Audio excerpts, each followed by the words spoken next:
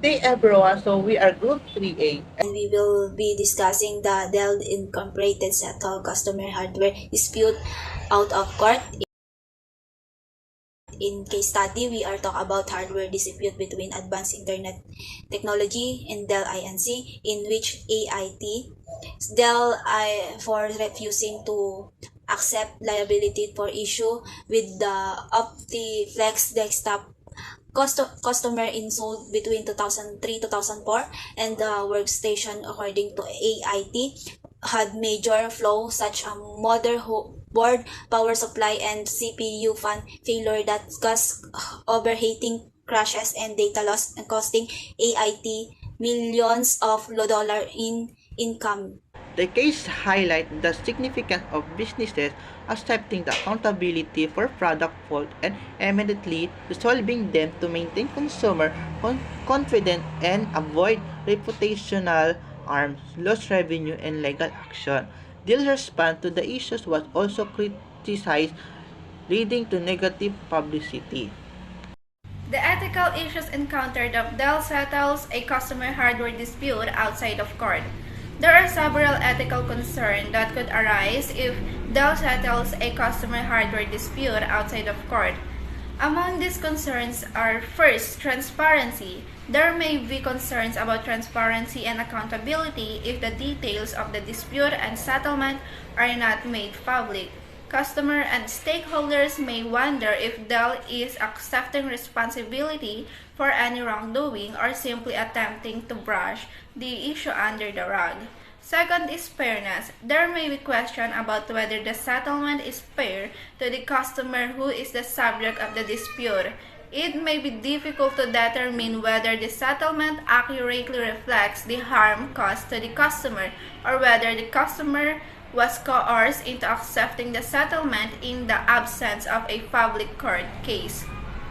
So in trust, customer trust may be jeopardized if they believe Dell is not handling disputes with transparency, fairness, and integrity.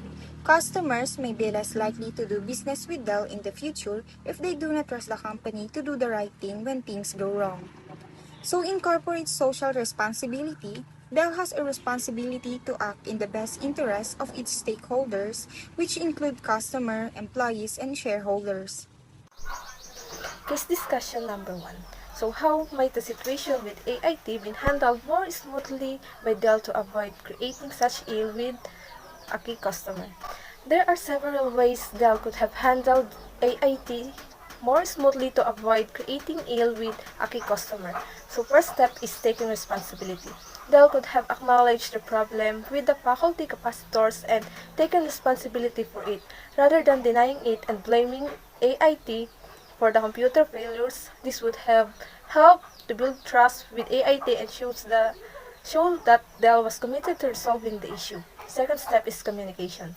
Dell could have communicated more effectively with AIT about the problem, including providing regular updates on the status of the repairs and replacements. This would have helped to manage AIT's expectations and demonstrate Dell commitments to resolving the issue. The third one is compensation. Dell could have offered some form of compensation to AIT for the losses and damages incurred as a result of the faculty computers. This would have demonstrated that Dell valued its relationship with AIT and was willing to take responsibility for its mistakes. And the last one is improved product quality control. Dell could have implemented more rigorous quality control measures to prevent similar issues from happening in the future. This would have helped to restore AIT's confidence in Dell's products and prevent further damage to the relationship. So by taking these steps, Dell could have handled the situation more smoothly and avoiding creating ill with a key customer like AIT. If problems with the capacitors were so widespread, why didn't other customers file suit against Dell? There could be several reasons why other customers did not file a lawsuit against Dell due to the capacitor problems. First, they may not have been aware of the issue happening in their computers. Second, they may not have experienced serious enough problems to prompt them to file a case.